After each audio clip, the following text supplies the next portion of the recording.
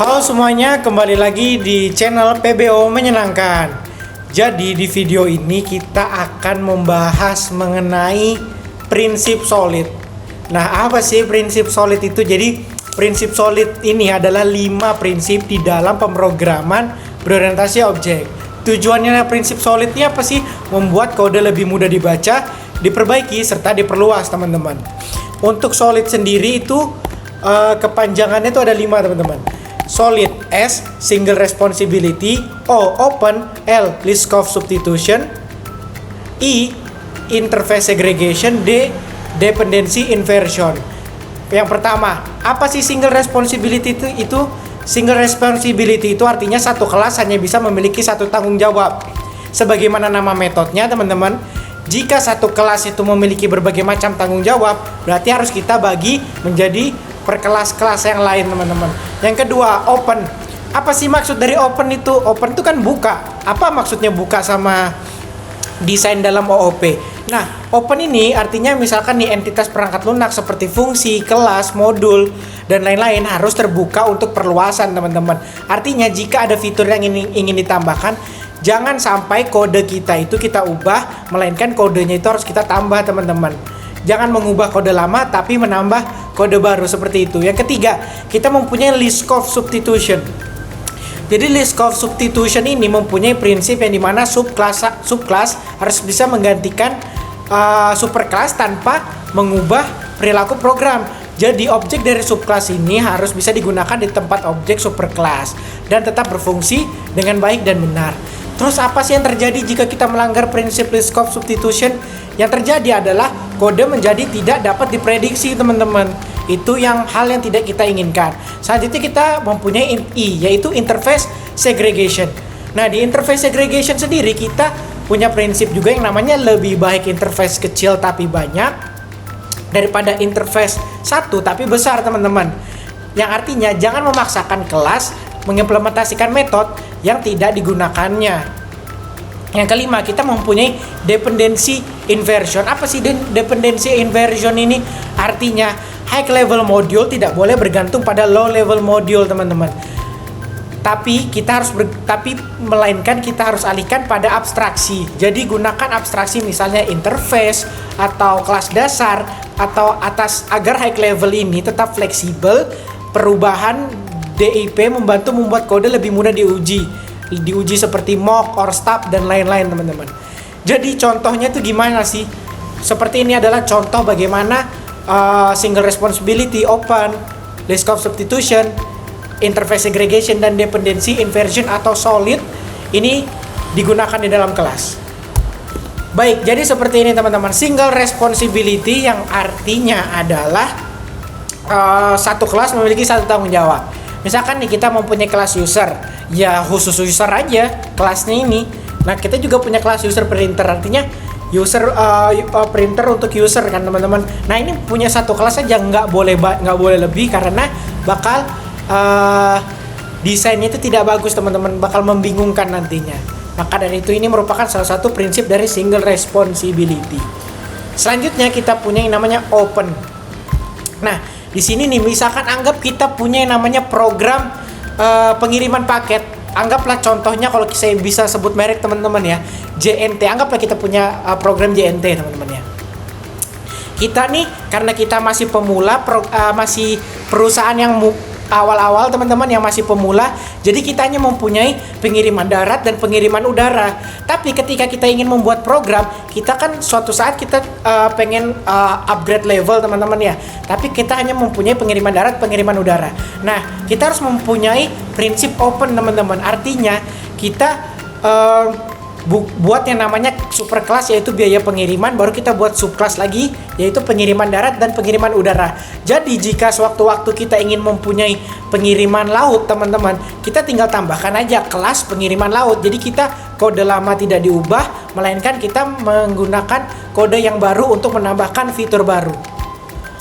Selanjutnya kita punya yang namanya list of substitution, teman-teman.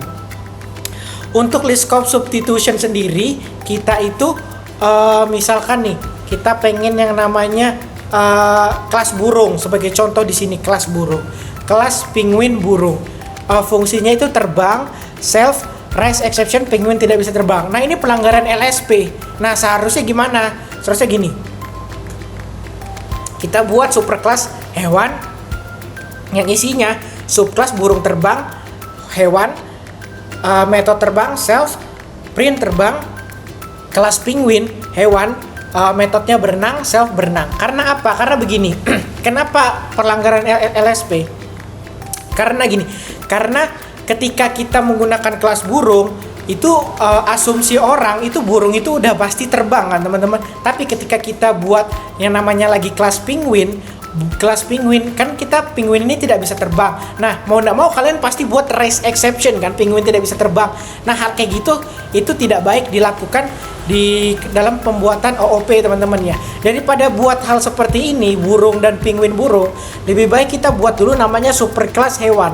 Nah superclass hewan ini baru kita buat metode suara, baru kita isi pas. Nah baru selanjutnya kita bisa bikin kelas lagi yang namanya burung terbang. Nah burung ini kan nggak semuanya bisa terbang teman-teman ya, kayak penguin tadi. Nah kita buat lagi kelas yang namanya burung terbang, dari subkelas burung terbang yang superkelasnya itu hewan, dan kita buat lagi kelas penguin yang superkelasnya itu hewan, sehingga itu merupakan mendesain code yang baik menurut Liskov substitution.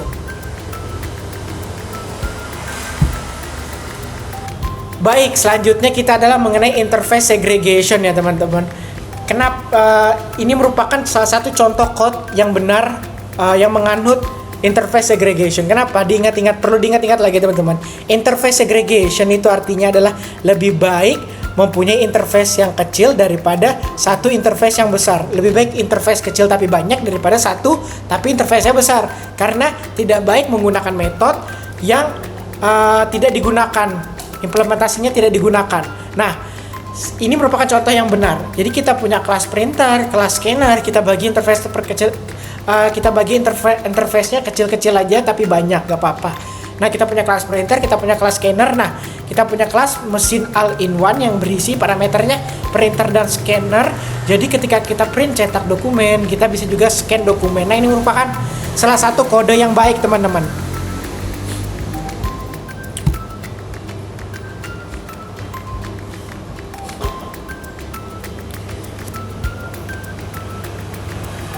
Selanjutnya kita masuk ke dependensi inversion teman-teman. Apa sih dependensi inversion? Dependensi inversion tadi ingat, jangan ketika kita mempunyai high level module, kita tidak boleh bergantung tidak boleh bergantung langsung pada low level module, tapi pada abstraksi teman-teman. Contohnya seperti ini. Misalkan kayak kelas email. Kita punya kelas email, terus kita punya kelas notifikasi dengan metode kirim pesan. Nah ini ketergantungan langsung namanya teman-teman. Kita nggak boleh begitu. Kita harus buat namanya kelas pengirim pesan. Kelas pengirim pesan dengan metode kirim pas ini merupakan abstraksi teman-teman. Jadi kita punya kelas email pengirim pesan dengan metode kirim, parameternya self dan pesan, print kirim email pesan. Nah kita bikin di sini kelas notifikasinya. Jadi dev__init initialize self pengiriman pengirim pesan. Nah ini artinya kita ketergantungan pada abstraksi. Nah ini yang kita inginkan di dalam prinsip dependency inversion. Dengan dev kirim pesan self.pengirim .kirim halo. Nah penggunaannya seperti ini, notif sama dengan notifikasi email notif.kirim_pesan. Mari kita lihat outputnya bagaimana teman-teman.